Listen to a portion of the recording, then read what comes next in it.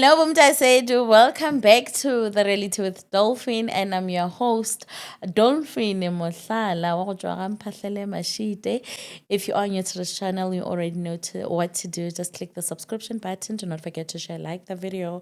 only if you love this podcast. And anyway, Vanta, I say I am back with another upload, and guess who's back?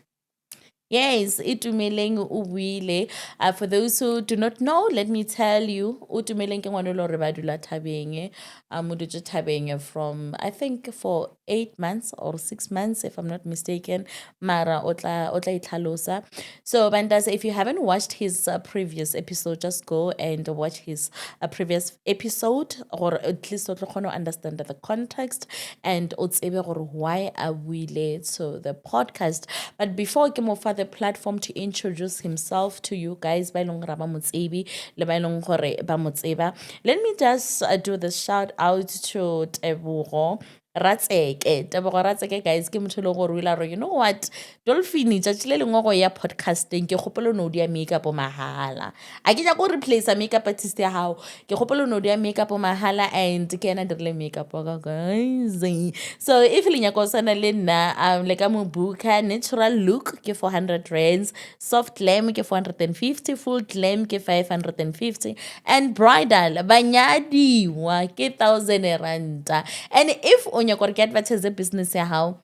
you already know where to find me. Banta say, imagine a business how ile mo screening seki. Just imagine. You know, just imagine. So Banta, just hit me up on this number 0727117917. Anyway, ke nyaka gore Itumeleng a e tlhalose, Banta se then re tsenelele ka gare ga taba. Dumela Itumeleng. O shapo. Ke sharp lena. Ke sharp. Compared to Maloba. Bona o tlile jwang? Itumeleng wa apere dieta tse di botse, Itumeleng wa apere di-track suit, Itumeleng wa apere kefa. Watching you right now, ke ba emotional because situation e changed overnight ka letšatši nje. If you don't mind, o ka hlalosetša batho gore lebaka le be le dirileng gore o tle podcasting e beleng, just to summarize a little bit. But ke nyaka gore botse o ska tsenelela story ka moka, ne? Part e leng gore a se re sware ke ela ya gore why o tlogile gae, wa e gopola part ela ke? Batho ba ntšha ga ba understand gore na go diregang, dikgomo ke dikgomo ba ke dipudi, story sela, like e no tlhalosa story sela, then re kgone go understanda sona kudu-kudu, re kgone go focusa go sona gore batho le bona ba tle ba kgone go kwešiša gore why o ile wa feletse o tloga gae that day. That day, like e feletse ke tloga gae, nna like nka se re nna ke tsebua botsana like o dira e tšintšha le ke tloga gae, cause batho ba le ba tsene ko nna ba tšea dinku, then dinku tše le tša koko. So ke re ka kwa le ke beile dinku, le nna ne ke beile dinku dinene tšaka tše maeba ene. So nna a ke tsebe gore a botsa nno ntho ela tlhotše ke mang o jalang, cause nna like ore ke tsebe gore batho bala ba tlo ntlhatlhe ke ko le ba bolela ka phone before ke tsena, before ke fitlha ka gae. So ka mo feta le ba dutse mo khoneng ka ba gore ba bolela kana ke ne le bošine ba sambo. So ka tsena ka tswalela ke ba tsena, I was no ex no tsena ke fetša ka tswa ka morago ba sempo. So bona ba tsena after nna, then ke mo ba fitlhile ba thuba ba phunya di-assignment-e ba senya everything, then e ba nne the day ke tsamaya. So ka be ke diang ke dula nae pele before ke tlo ya ko dithabeng, ka dula bomma 3 days to 4 days ke ntse ke dula na kwale. Then a ba gore mo ke diang ka toa ke ya ko thabeng. So before ya toa ka ya thabeng, so before ke ya ko Rustenburg ne ke dula thabeng, ne ke fitlhile ko ka thabeng nngwe. So ne ebile ba ke Rustenburg. Okay, so di-comment ke tše dintšhi jwang? Ba bangwe ba rena o bo chargiša kae phone? phone ne ke chargisha like ke gore like Thabela ne ke e followa mo fatshe ke metsi o ne dishopo o ne le hotele o ne le parka mo fatshe o bo charge ka mo fatshe mo fatshe the next no like a se distance o tloa mo ke gore like mo Thabela e fela ngone then o thoma di metsi. Okay. And batho ba bantši ba ndrekile o bone di-comment ba bangwe ba ra was so hard on you ba bangwe ba re so guys nna be ke sa tsebe Itumeleng so Itumeleng story sa hae ke se tšere ka mokgwa o mongwe mo different ngwana o mongwe le mongwe o neda motswadi wa hae be ke sa re Itumeleng a boele ga gabo be ke re I even said it on the previous video gore if it is possible re ka nyaka a secret location mo e leng gore re ka hlakanya goba ra dira gore Itumele le mama hae ba kopane. That's what I was saying. But either way guys, this is just an update. After the interview dropped, batho ba bantši e be ba founela Itumeleng, batho ba bantši ba reached out to Itumeleng, ba nyaka mo adopta, ba nyaka dula le yena since ba sena legae. And then go atla mo enong gore bile ke felletša ke nyaka dinamafone tša mama hae ka di humana and then ka bolela le mama Itumeleng ka mo hlalosetša gabotse ka re batho ba nyaka go thuša ba bang ba nyaka go tšea Itumeleng. Mama hae o rile Aus Dolphine kampe ngwana ka dule strateng than gore a dule le motho o mongwe because ngwana o la kwaka o tseba ke nna, not in a bad way. O tloga boletše mama a re ke nyaka ngwanaka nna nto nka e ka nthabišang gore ke bone ngwanaka because ke na le dikgwedi ke sa bone Itumeleng, ke na le dikgwedi ke sa bolelele Itumeleng ka phone. Then ra ba ra arrange letšatši the same day, tomorrow ya gone ya ba gona ke kopanya Itumeleng le mama hae. Itumeleng o feleditše a kopana le mama hae guys. So as for the donations ba bang ba kgonne mo donatela ke gopola ba hlalosetša overall gore na di-donations le dirile bokae so far, I mean not so far, yeah ba go donatetše bokae then o bo setse o e šomišitše but ka moka ga e hlakane o lebeletše be le bokae so ka moka e hlakane ka dira ma 1003 yeah. e šetše go no you're lying.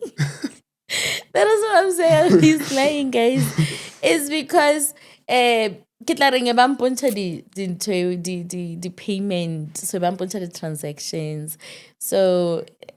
no šetše ka 1,000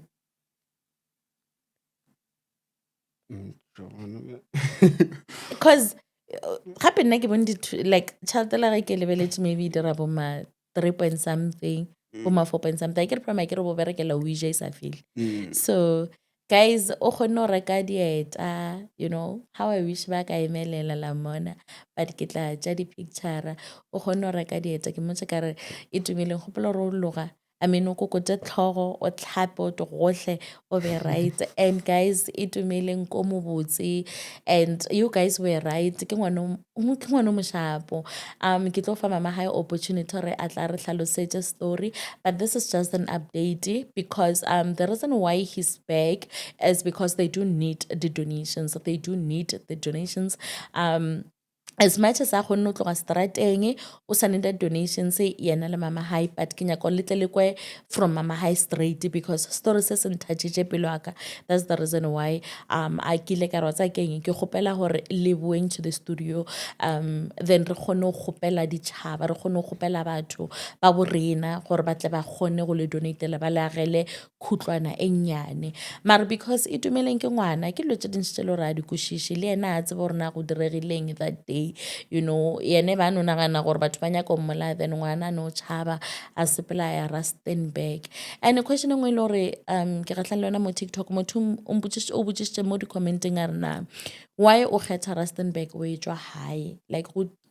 tlile mang gore o feleletše o no kgetha Rustenburg gare ga dipoleke tše ka moka like a ke re like ne ke phela ke lebelela batho ba mpotsa like masiu na o phethe so so ba Oh. mpotsa thaba ya ho ba le metsi di kae kae so ka ne go Mm. shere increasing ka ya ba thabeng ya ho ba le metsi go Mm. ba sharp. Wow. Mm. Oh. And we really saved because of the grace of the Lord. Modimo o ile a mo keeper. Because if re bolela nnete, ha gona motho a ka survivang. And next maybe like a Like o sanga survivile how? like a ke tse maybe ne nka thuwa maybe if nka re ile ka kopana le Noah or something na zanga bona A songo bana even a snake. even the tortoise or even anything azanga Like a bobo dula ka legopeng like mara yo. zanga Ne. So how is life now? Like since o dula le mama, like bophelo bo jwang? go betere Bo betere? ha o tshwane Ha o tshwane. Ke a bona. No, I can see you even glowing. Ke a kgona bona hore you are glowing. So ke eng ntho o ka ratang ho e botsa batho ba ile hore ba donate-ile le batho ba ileng gore ba e be ba go offerla madulo. I ke a leboha ke appreciate thusha bona ke a e leboha. Awa guys, ke ngwana nkere ke ngwana. I know sometimes ke rata bolela godimo then it might seem as if maybe I am taking my guest, but that's not the case. Ke ka mokgwa ke bolelang ka gone ke ba down to earth, I'm down to earth. And then ke rasa, then it's like it might even appear as if maybe ke a omanya ba jwang, but that's who I am. Ba ileng gore ba nrata ba tla kgotlelela, ba ileng gore bona ba nagana gore no ke motho o mojwa, nka se tlishe motho, nka se dumele gore motho a tle podcasting yaka gore ke tle ke mo judge. That's not how it looks. Re mo go phošolla batho, re mo go agišana. Nka se re ngwane sona le ka motshwane ke tlo ngwalela ke ngwane o leng gore ka nnete ke tsotsi e tumeleng go tsholo ra se tsotsi ke tlo ngwalela ke ngwane o leng gore ke tsotsi ka re no man o sharp o innocent and all that, you know. Episode e tumeleng e touchitse batho ba bantšhi, e touchitse batswadi, e touchitse bosesi, e touchitse batho ba bantšhi because ha gona motho a ka dumela ngwana ga ga dula thabeng. And then with that said, bantase maybe ke no nyaka no rata polela ganyane, but today botsebotse go tlile mmage and ke kgopela gore a tle itlhalose gore ke ena mang, o tswa kae, and re take it from there. Ke continuation of the previous video, and if you haven't watched it before, just go to the reality with Dolphin, we check it out, then we lebelele, and then it will come back to this one. And ka nnete if ke kwishitse ba bangwe botlhoko letsogo go duma ga le lengwe le wena itumeleng if bo bona ka re be ke le hard mo wena letsogo go duma ga le lengwe be ke sa go judge, I was just doing my job. Go botlhokwa gore ke botše di-question and go ba e leng gore ke ba kwishitse botlhoko le bona ke a kgopela I won't be right all the time. Doing a podcast doesn't necessarily mean I am always right, and nka se phele ke le right guys. Mo le bonang gore ke phosho gona respectfully so just write something under the comment section and ke tla e like go bontšha gore ke jere advice ya lena. So no ke kgopela mama a tle a dule and then re tla re bolele ditaba tse di serious. So guys ke na le mama mo mama le kae re gona le kae rona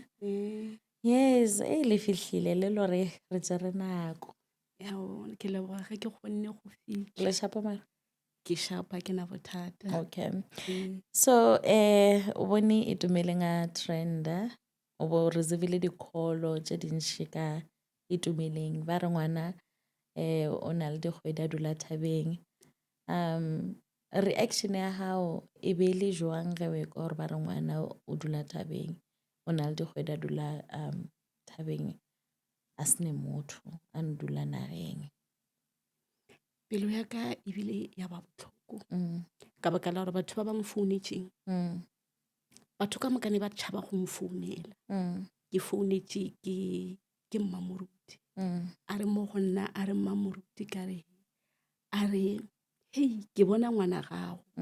mo founung go na le story sa gagwe o re o ko thabeng ke go sendele sona na ka re nsendele a be a nsendela le ngwana a usa ka le yena a nsendela le yena a founa a nsendela a senke ke kgone go lebelela nthwela a kenya ke go thoma maaka ke ile ka kwa botlhoko a le bone letšatši lela ke tlo kopana le lena ke ile ka ba ka tsela e nngwe kore ke sa kgone gore nka ke gore go sa kgonagale selo gore ngwana o ba a dula tulong e jwale ene nna ke le motswadi wa gage ke tseba lebaka le ile gore le mo tšhabišitše gae le ge ile gore ke be ke se ke bone ka matlho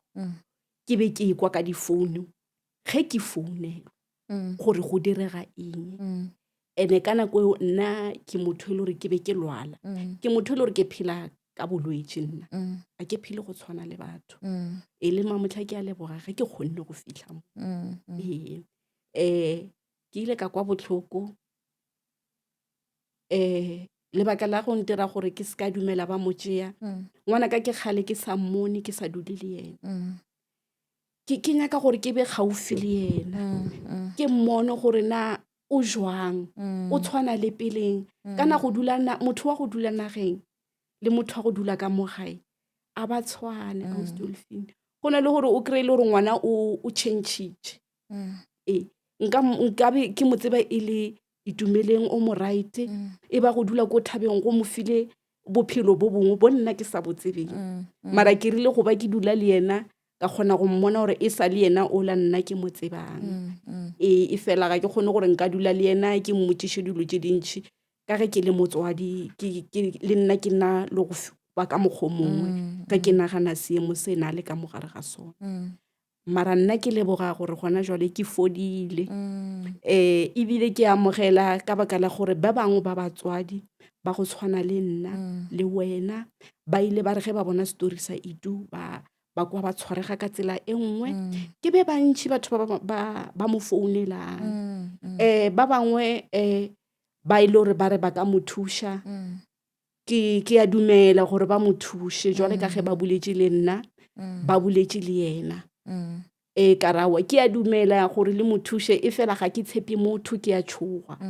go ya ka mokgwa a tlogileng ka gona ga mašašane ge le mo thuša ke kgopela gore le kopane le Ausi Dolphine le yena go tsebege gore o ko kae go ya ka mokgwa lena le ratang go mo thuša ka gona a ke na bothata le yena a dumela thušo e ba reng ba tla mo thuša ka yona ke a mohuta mang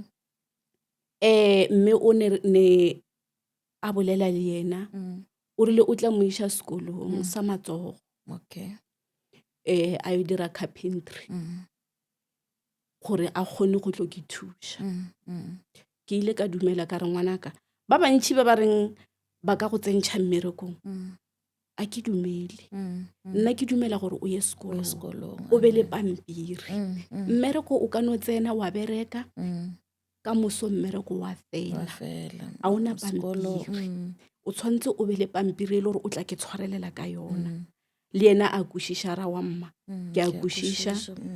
ke tla tsamaya ka ya sekolong ke kore ke leboga kudu ke bone gore modimo gore ke motlholo mama ke yone ebile motlholo a ke nyako bolela maaka ke motlholo o mogolo yone ebile motlholo ka lebaka la gore o ile nna ga ba etle ko studiong e be ke ne di-interview J5 e be ke interview batho ba 5 ka tšatši lela and go interview batho ba 5 and ka moka bana ba lla like le monagano le wena kgopolo ya e ba ka mogomong so e be ke dutse le bona ka ntle ke realize setse le llata gore o dula Rustenburg ne bile ke re ke ka gae o dula ka gae Rustenburg a o ke la ka re ke mmotša ka gore ke mbone a dutse khonaneng ka gore be ke ba reketse pizza e be ke bone a dutse khoneng ke re na o dula kae o re ke dula Rustenburg ke re ke thome ka wena wa ka moleba a swantse o tsena morago mare ka re e re ke thome ka wena ka gore o dula Rustenburg after interview ela ke ile ka ipotša di-questions tše dintšhi ka re like ngwano ke kgala a dula thabeng ke ngento e dirileng gore a feleletse a ngwalela gore o nyaka o tla podcasting yaka jwang ke mo ke leng ka feletša ke bona gore ka nnete ke modimo ge e le nako ya modimo ke nako ya modimo and ge e fihlile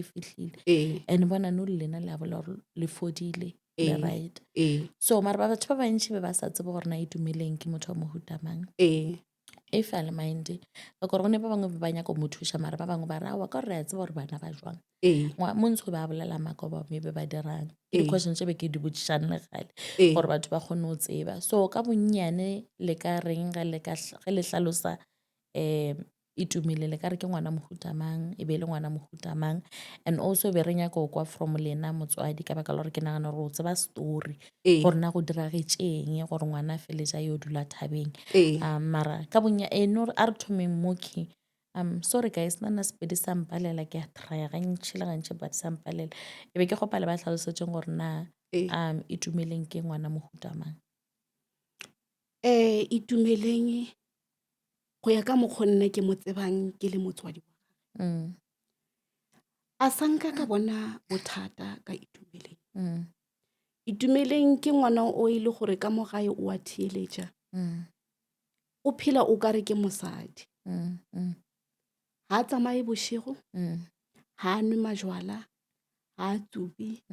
a se motho le ditšhomo nako e ntši a senke a ifetšile nna mara nna ke mo tseba a le jwalo kare le ge a tlile ka nakong mo ke tlabe ke le gona o phela ka tsela yona yeo ga a dutše ka mo ntlong o dutše ka nakong o bo kere ke kwa botlhoko wena ha o rate gore o ka ba le ditšhomi a dumele ga na le nna gore ga a tlotswa o tswa ka nako e le gore o tlabe a tsamaya a boela ga mašašane go kokwaga ke ka nako o tla ba e tswa a na di-girlfriend ya gage ne e le ya polokwane yona e a re e fetile ke yena o ke be ke mo tseba a gona motho o mongwe le ka mo gae kokwage o godišitše ke kokwage nako ntšhi na dula le koko le yena o mo tseba e le ngwane le gore a na mathata ka mo gae a kwate ha reng a bulele yena mara gore a dire dilo tše di tswileng mo tseleng a kenya ke go thoma maka ke re nna ngwana ka tšetši lengwe e le ka mmona a le so goba go direga so ma le mang a ka botša rena go tlile bang gore ngwana wa go loka so a feleletša a re ebile a sapa ka dipeka kere o ka rona o tšhaba nje ba ipotšiša gore go tlile jwa nna ke be ke sego ke motho wa go phela ka malwetse ke motho e le gore ke tsamaya le lefase yena ga mpotša ga bjanong gore go diregile eng nna pele ke be ke sa tsebe nna ke tsebile ka ge ke founelwa ga mpotša ka molomo wa gage o rile a boa a itla ka mogae koko go be go na le motho e le gore o mo patetse ka dinku koko wa gae ke motho e le gore o bereka ka batho ke kgale re godile ntse go le jwalo ka mo lapeng la batswadi ba ga sena mo patela ngwane o tsene ga sena tsena dala la ditlile koko a re di dule ka kwa jarateng ya ka re ke ka mo nageng ke ka bofelong ka gore o gona a di tlhokomele ka re ka kwa gae ke ka mo motseng ke ka mo gare go a direga gore mosadi o mongwe gona mola gaufi le rena ga a bona dinku tseo a be a di shoota nna eo ke e bone e šiana mo difounung ha sena di shoota a ke tsebe gore go tloga mo a dirang mme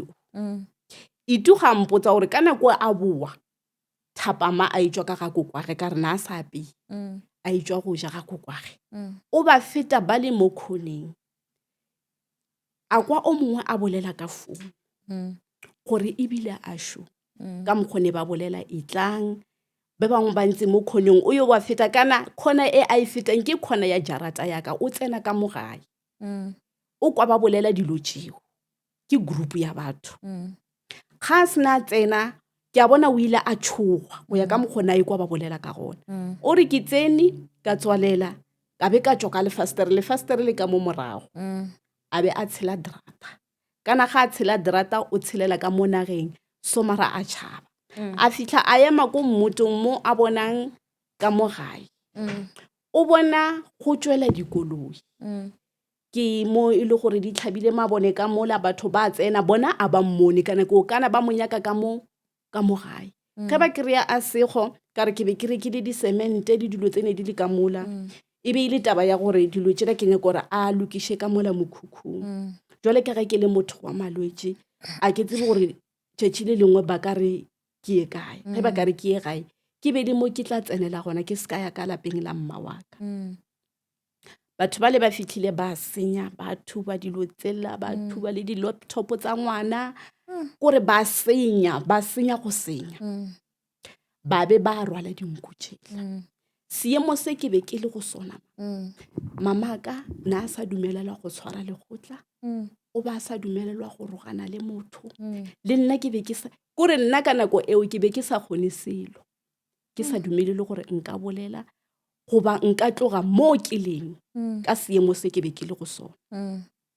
dilo tšeo di diregile ba mfounela bona ka nako ba mfounela ba mpotša gore ke mo kae ke a ba botša gore ke mo kae bona batho bao ba itira o kare ke maphodisa ka be ka feletša ke ba botša ke re nna a ke na bothata ge e le gore o nyaka ke maphodisa mo nyakeng le tla re ha le mo kry-ile le tla mpotša batho bale ba sa tlhola ba bua mo go nna ya ba taba ya gore ba boya ka mo gae nna a ke gae ke tlo kwa mokgekolo ka morago a mpotša gore seemo se ile sa ema ka tsela go ile go fihla mo ile gore ba thoma go tshwara magotla mo motseng a ya tseya nako after boma 2 days go tshwariwa magotla mo ileng gore go bolelwa gore go tshwantse go thubiwe mokhukhu ola wa ka ke thuthishiwe ke sa tlhola ke nna gae ba iša mangwalo ka mo gae mo go mma ka go tseba seemo sa ka a sa amogele selo a re tsamayang le mangwalo a lena ka baka la gore ka mo a se ka ga bongwano ka ga bongwano ke ka kwa le ba tšo senya gona mangwalo a išeng gona ka kwa e be taba tša gore batho ba le ba tsamaya le mangwalo a ba sa tseba gore ba iše kae haowa taba e bile jwale go be go le boima mo ile gore nna ke be ke re ge ke tšwetše ke taelo se se ke nyaka go ipolela nnete ke morapedi gae Matebele ba tseba ke le ngaka ga ke sa le ngaka ke mma moruti wa Apostolic Zion ke motho ile gore ke bolela le legodimo dikarabo ke di fa ke legodimo e seng motho wa nama ke ntho e mphile matla ke ile ka dumela ka baka la gore ntho ngwe le ngwe e ba mpotšang yona e ya diragala ka mokgwa ba e boletšeng le pele itu a tlo tsena ka gare ga bothata o rile ga a tloga mo ke leng ka January ka ra mo go yena ka mmotša ka re ke bontšhitšo ka wena ga botlhoko ngwanaka o re o ya Polokwane ke kgopela o ye o itlhokomele ke bone o go batša ke batho a re ke tla ya ke itlhokomela mama e rile ge kholo e tsena ka re yo ene ke boletše a gona ntho ke tla e dira kana ge le godimo le go botsa kgang le sa go feta elo le ge o ka ba mma moruti ore wa ba moruti ore wa ba moporofeta o mogolo a gona ntho o tla e dira le godimo le dumetše gore ntho eo ka nako eo e tshwanetse halleluja e diragetše haowa a gona gore nka ya gae a gona gore nka ya police station a ka tshwanela go tsamaya mama ka baka la gore bophelo ba ka bo ka tsela e nngwe ge seemo se re a ke tsamaye nka tšhela metsi mo ka tlhapa ka re ke a tsamaya ka apara ka fetša ge ke fetša ka dula fase ka sa kgona go ema le go bolela ke ka mokgwa ke phelang ka gona ke ile ka amogela ka ke tulela go fitlhelela seemo ebile dilo tšela go fela go gomola ba re ga re sana dilo tšela e ba di dira ka moka di fedile a senke ba mpone le ka letsatsi le a senke ba bone sefatlhego sa ka Matebele se segolo ke be ke dirang mama ke fentse community ka thapelo halleluja ke godile ka lapeng la dingaka mma wa ka papa wa ka o ampelegeng ke baepi ba ditlhare halleluja a ke tsebe bokreste empa bokreste ke sokolotše ke le godimo e seng motho wa nama ke be ke tlhoile kereke ke be ke tlhoile thapelo ka traina ke le godimo ba thomile ba ntrainne bongaka ka tseba ka setlhare mama ka tseba ka bongaka gore ke ntho e bjang ba re go fetša ba re bjanong o phasitše ngwana rena ba mpotsa ka lentswe le godimo le dumetse ka wena ga e le rena badimo o re kgotsofaditše o re buleditse dikgoro tsa le godimo a o sa le ngaka re go tsentšha mo bokresteng o tlo ba mmamoruti ke tsamaile leeto le boima ka baka la gore ge o le modumedi o goga boima botlhoko bo tlo bo kwang ke ba go selekane le selo ka dumela ka re le godimo le ya ntutsa le godimo le ya tseba gore ke tseba ditlhare mama nka dira ntho nngwe le ye nngwe ka batho ba ba nyakang go bolaya ngwana wa ka jwale ka gore ke modumedi ke dumetse ka re ke mmamoruti ga ke sa tshwara ditlhare halleluja Amen. ke di tshwere ditlhare mama le nkwa tumelo ya ko hae ga bo papaka ke tumelo ya Sendao ke mondau wa Monguni nna ntate moholo o tswa Zimbabwe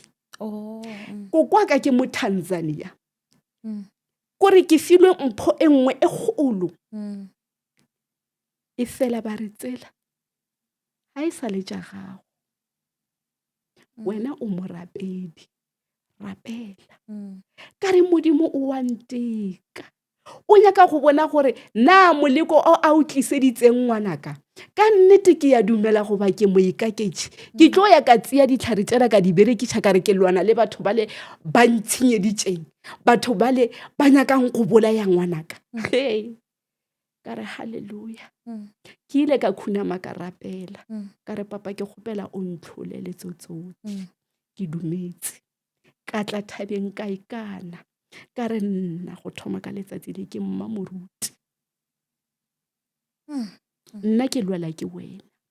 ge ba re mmamoruti mama ba ra motho e le gore o lwela ke le godimo halleluja le ge selo se ka tsena ka montlong yaka ga ka dumelelwa go se bolaya ke se bolaela motlho mongwe ntho e nowa mo godimo wetse fase ke ntho ya modimo ke tseya ntho ke e kgapela ko ntle e tsamaye halleluja le noga lebaka ke eng gore ke e bolae ka re ha ilwane le nna ga ka tshwanela go tsholla madi fase ka baka la morena Jesu o a re hwetseng dibeng a tsholla madi ga ile madi a phologolo e le madi a kgokgo madi a eng ga ka tshwanela what about baloi ba e leng gore ba romela dinoga ba e leng gore ba šomiša dinoga moleko go itla ke tlo botsa ke le godimo nako e sa le gona ba re ngwana ka ikemišetše moleko o mojalo o etla taelo aše thiba selo seo se se ke sa go fitlhelela ene se ka se ke sa mphitlhelela ke ile ka dumela ka ngwana wa ka tia mo thapelong ke rapela nako le nako go fitlhelela ebile dilo ka nako eo ga ka tshwanela go tsamaya ga ka tshwanela go kwa botlhoko ga ka tshwanela go kopana le batho ditaelo tse di ntswelang ke tsa boima mama ke ya dipoleke tse e le gore batho a baye ba ya tšhaba le banna batho bo botlhe ke tsamaya ke le tee ke ile ka dumela ka baka la gore ditaelo tsa gona le nna mongwe wa tsone ke re ge ke dipheta ke re ge ke boya ke lle mo tseleng ka re ene ka nnete a ka tshwanela ka dula fase pele ngwana a tlo dira dilo tse la itse ba re monna lentswe la re monna ke robetse ba re ka di 27 ditaba di a thoma ka re banong ke maketse gore ditaba tša eng e le ge go tswela kgang ka re le ntswelela gore ka di 27 ditaba di he ba ra ditaba tšona tše ke ile ka leboga ka re papa ke a leboga ke leboga bogolo ba gago nna ke tshepile wena fela ge ile motho wa lefase a ke na taba le gona bjanong mama le ya mpona le ba bolai ba ngwana ka ge nka kopana le bona ke ile ba tshwara ka letsogo ka ba botsa ka re a re kotameng re lebogeng Modimo gobane Modimo papa wa rena o re bontšhitše gore yena ke papa wa rena ga gona motho a mo fetang. Bona o le ntšhitše ka mogare ga sebe a re bana baka ga e le sebe ga ke dumele le se dira. Halleluja. Lena le be le dumetse gore le ilo bolaya ngwana le mmolaela dinku tsa lena tše ile gore ga a di tšea. Halleluja. Amen. Ke re nna ke dumela ka legodimo ke kgopela gore ke le rapediše gore ga e le tsela e lena le tshwereng ka yona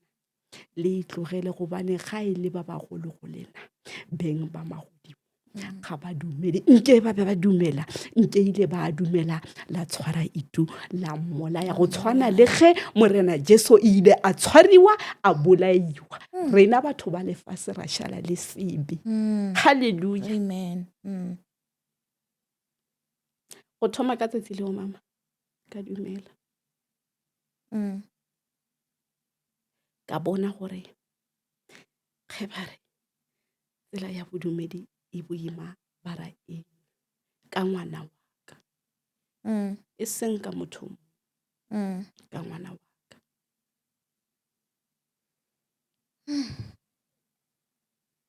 Tsela e mama batho ba bantši mo lefaseng ba e filwe.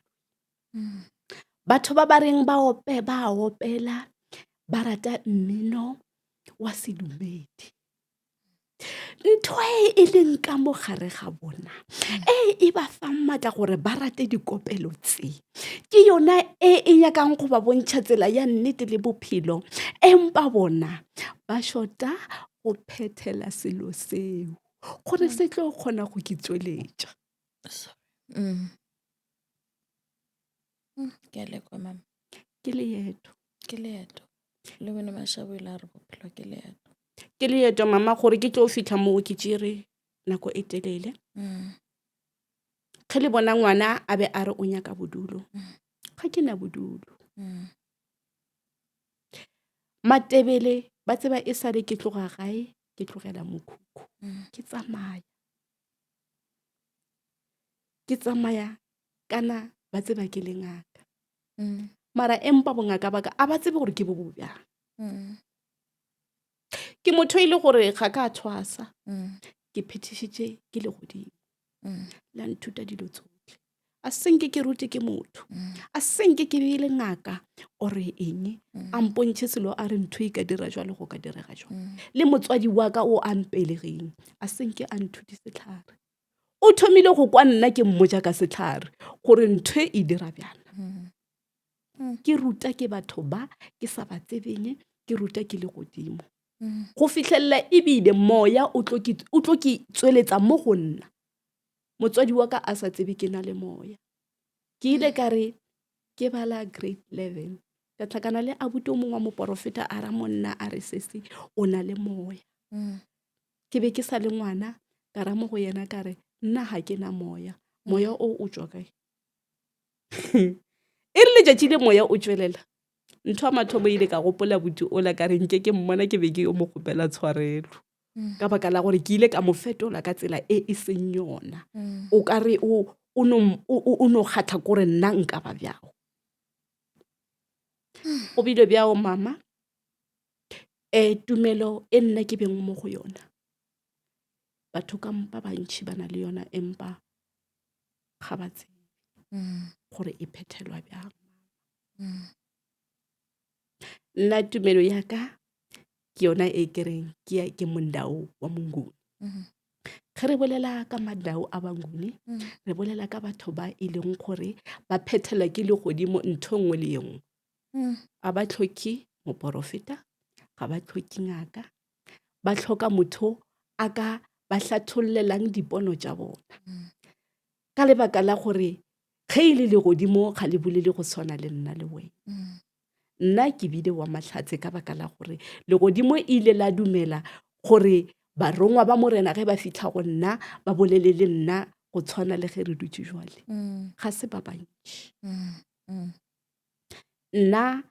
ga batla go nna ba mpotsa ka lentswe a gona ntho e ka direga ke sa tsebe ke ile tšatši le lengwe ka re ke botšiša mma wa ka a re mo go nna a re wena kgale go ra gore wena o bo o tshwanetse go ba ngaka ya ka mošate ka baka la gore o reng o tseba dilo tša lefase ene di diraga ka tsela e wena tlabe o e buletše ka gona ka baka la mpho eo a senke ba rate ke ba le ditšhomi ke bophelo baka le mo ke tšwang a ke na tšhomi ke phela ke le tee tšhomi ya ka ke mma wa ka ga ke dutse le yena ke tsedikgang le yena go felela moo ke phedile jwalo go fihla gona bjanong mo e le gore dilo di ile di a thoma go thathafa kudu-kudu le bana ba ka gore ba bona gore bjanong bophelo bo a e sa le bola ka gore ka nako ela ke be ba sa ntraina bongaka be ba ntraina ba tlisa batho ke ba alafa ba fola le nkwešiša mama gore ke be le tshepo ke tsebe gore kana ntho re motho a e jele a e bolae e tsoša motho a phela go ile go a fitlha nako e bjanong ba re a o sa le ngaka bjanong o berekela go ba mmamoruti ke moo dilo di ile di a thoma go thathafa ke moo ke ile ka thoma go tsamaya le mafase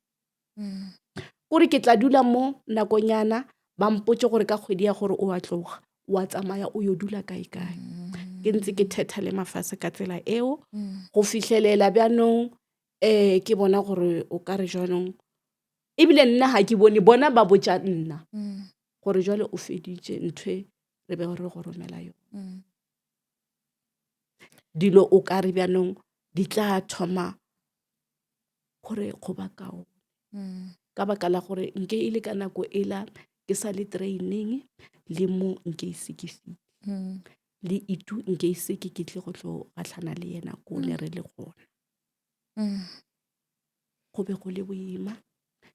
ke phela ka tsela yona eo nna so that day nakola ke le founela nakola re kopana nna le lena I just want to know or like the time o bo bona itu for the first time after a long time like o fitše jwang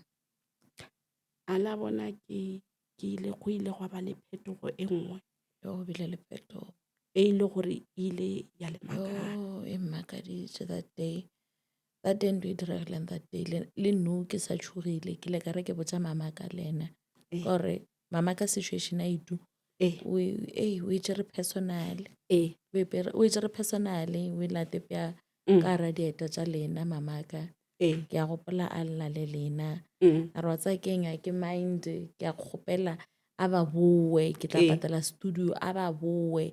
kore wa tsa keng a ba boe re nyakono kwa ke no nyakono bona mmage kore le nna ke be right mo moyeng and a se ena noši basadi ba bantši le bona ba ile bana ba bona itu ba lla ba re yo re nyaka go mmona mmage so ebile boima mama kore ge nka thoma moya wa ka wa ferekana ke ba ka tsela yona ila kore ke ba seemong se le gore se tlo makatša batho ka moka kore seemo sela se bontšha gore motho o ya lla motho o kwele botlhoko ge ke thoma ke ekwa botlhoko ke ba ka tsela yona ila so no sa le a dula le lena o jwang mara lena le raite nna nkare ke fodile o fodile ke fodile mo ke be kore ke sa nyakile ge motho a ka thoma a bolela ka yena kore ke ekwa gore ke a imelwa a ke kgone ke sa nyake ka baka la gore ge motho a thoma tlo bolela ka yena ke gopola gore go diregile eng ke thoma go ba ka tsela yela le mponeng ka yona ke gore ke be ke phela ga botlhoko go no tshwana le ge ke be ke tshwere ke le ka toronkong ke tlhoka motho a ka tla a ntšha mara letšatši ile la fitlha mo e le gore selo sela ne se nkoša botlhoko nako le nako sa tšwa mo mmeleng wa ka ka fola mo moyeng fodile. ke fodile mo moyeng nka se re ke fodile tša bophelo ba ka tša malwetse a ka moya o fodile ngwana o buile ka gae moya o fodile ga ke sana bothata e leng mpane bothata bo ke beng le bona ke motho ke a tšhoga kore o mongwe le o mongwe o a ratang go kopana le itu ke rata ga a ka beakanya mabaka le lena pele ke ntho le nna ke phelang ke mmotša ke ntho le nna that's why ke ile ka re batho ba ba offera o dira dilo tše dintšhi mara ntho be ke llelang kore ngwana a yo bona mmage and nna o ka re o na le wena and wena o tseba ntho e lego right for itu then ke nagana gore o save ka baka la gore ke dumela gore batho ba ba nyakang go mmolaya ba se nyaka go mmolaya ba sa nyaka go mmolaya batho ba gona ga bjale a go se nka se bolela ka re a senke ke a o tsebe selo a ke tsebe selo e fela a ke bone ba ka mo dia selo ba ka mo dira ba paletše gale ke cheap nna ke no re ba ratang go mo thuša gore go bane le botlhatse ba ikopantšhe le lena jwale ka ge ngwana ile a ikopantšha le lena a nyaka thušo go tsebege gore ngwana o mo kae go ya ka mokgwa o ile go aba ka gona a ke tšhogo gore batho bao ba ka tla batho bao ba ka sa tlhole ba itla eno ba kgone gore go tsebege gore itu o mo kae fela okay ka baka la gore no ga go sa kgonagala gore le boele gae gore ntho e leng gore ya nyakega goba ntho nka re go ya hlokega ke gore le be le legae la lena ke thušo mohuta mang e leng gore le ka e hloka from ditšhaba kore nna ka baka la gore nna ke motho e le gore a ke kgone go ka ke direla bao ba ratang ba ka kgonang go ka nthuša mama go na le ntho nngwe ke rata go le botša yona seemo sa ka ke laola ke le godimo gona bjanong ke tlhoka mo nka no beya tlhogo ke re ke na le bodulo ka baka la gore ga e le poleke yona ke na le jarata ke na le mazanke a gore nka dira 2 room ke na le ditšhipi tsa bo diterata ka tsena ka mo 2 roomong ka kgona go dula le bana baka ba ba ratang go ka nthuša ba ka no nthuša gore motlho mongwe re be le 2 room nyana re tsene ka mo 2 roomong se ba ka nthušang ka sona ba ba ka kgonang gore re be le bodulo le bana le yena le ga ka tsamaya a ya dikolong mara a tsebe gore ke na le legae ge ke re gae ke na le legae ke ra kae so go na le batho ba bantši ba e leng gore ba re tšhitše out ba nyaka go thuša ngwana gao ba bantši ba bangwe bile ba kgonne go donata ke mantšu a fo o ka ratang go a šia le ditšhaba tše e leng gore di re tšhitše out di trial so hard go di thuše itu ba tseba batho bao ba lekileng ba bontšha gore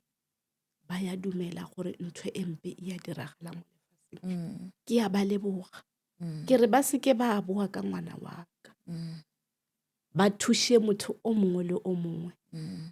ka gore mo pele ga sefatlhego sa modimo re ntho e tee re bana ba gage ka moka halleluja nna ke ya ba leboga ke re ba tshware jwalo ke ba leboga kudu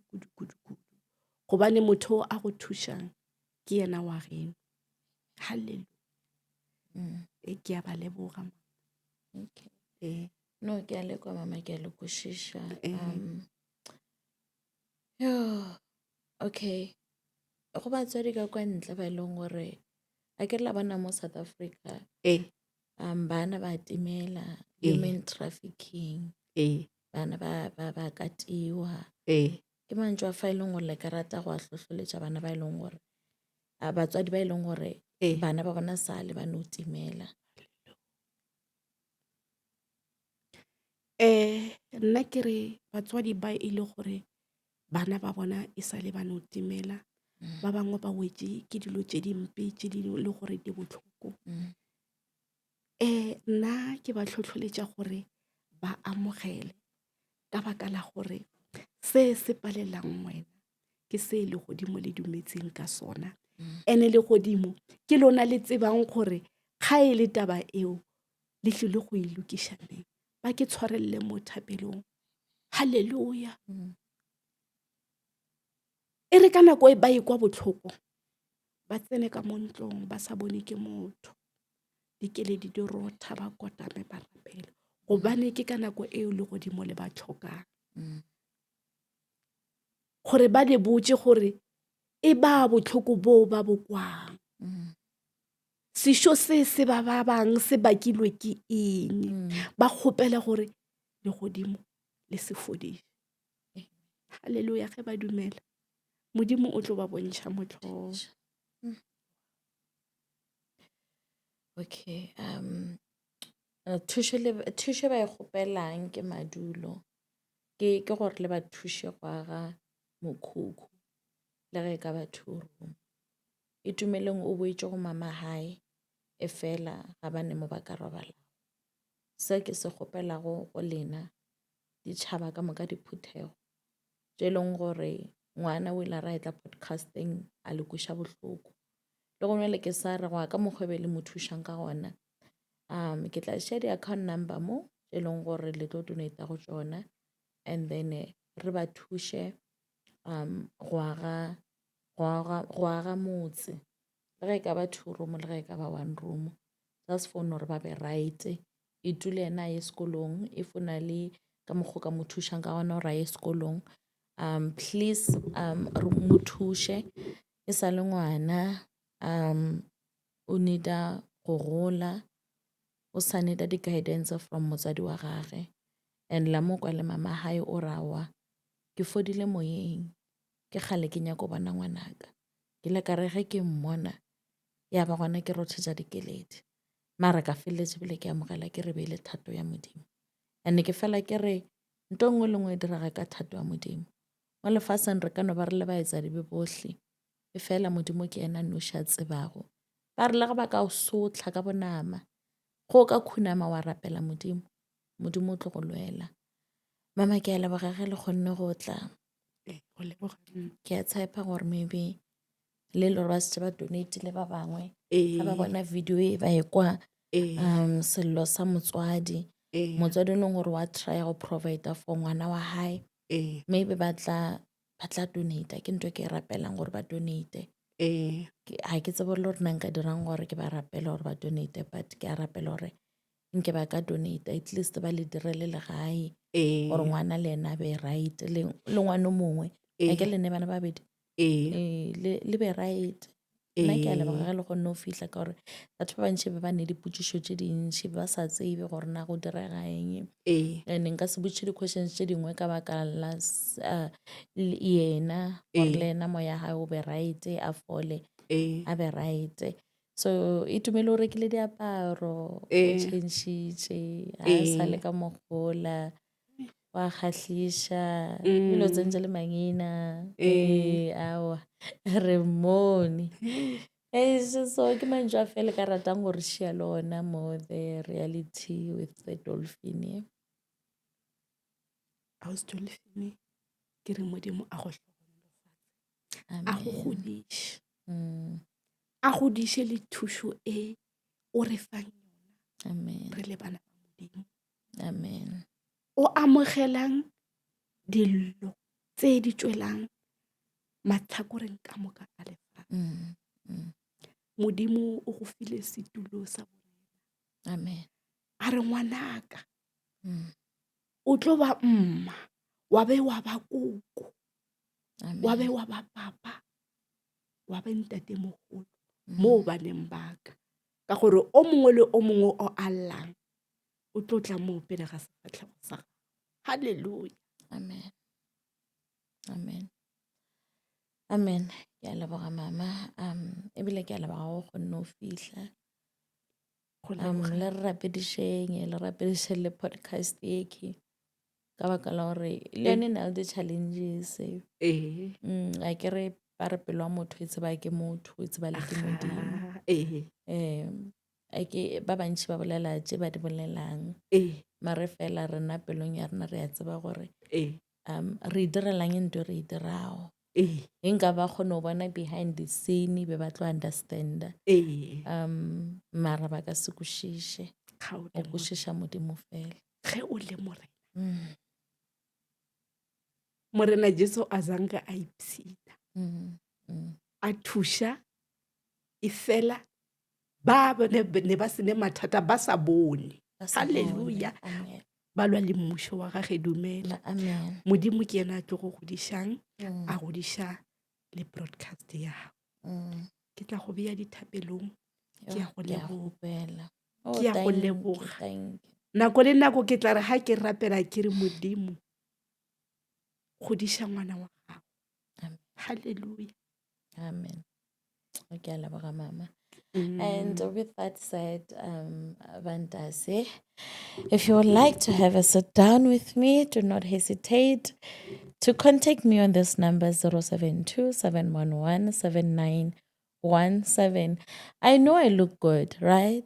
I do know. But let me tell you, as ke my original makeup artist, yena motho wa ka Tlalani Sisa. And please make sure you follow her on social media, the name Tlalani Sisa. But as ke dire ke yena Tlalani this time, ke dirile ke ngwanyana ka moki, ke tla le fa di details tša hae. If o nyaka go tshwana le nna o nyaka go dira makeup, if o nyaka go advertiser, please contact me. If o nyaka go advertiser business ya gago, it's either o dira o na le metsi o nyaka go advertiser, o kan sponsora, it's either o na le juice o na le dijo o nyaka go sponsora batho ba ka ba re ga ba bolela mo ba ja dijo tša gago, please hit me up. If there's any way o ka assistang family ya ka mo ke family ya ka baka la rawa itu ke motšea as ngwana ka jwale wa tseba gore ke kgona gore tša tšhelete o reke o te thekele borogo tša tšhelete o te thekele eng so ke setse ke ba tšea as family ya ka nka thabela thušo ya lena. So if le nyaka makeup Vantase, please hit her up on these numbers below 071-388-93. Lina ke Tebogo Ratseke ke yana ntirilego makeup wa lehono no rwatsa keng se Dolphine bona o tlo go ya podcasting ke nyaka go dia makeup mahala la sponsored. Anyway, Vantase, do have a lovely day and yeah man, I see you on the next upload. Ke a le rata, ke gopela kgotlelelo, ke a le gopela ba ba nratang ke gopela kgotlelelo. Let me just say ba ba nratang ka gore le ka se nrata ka moka se nna tšhelete.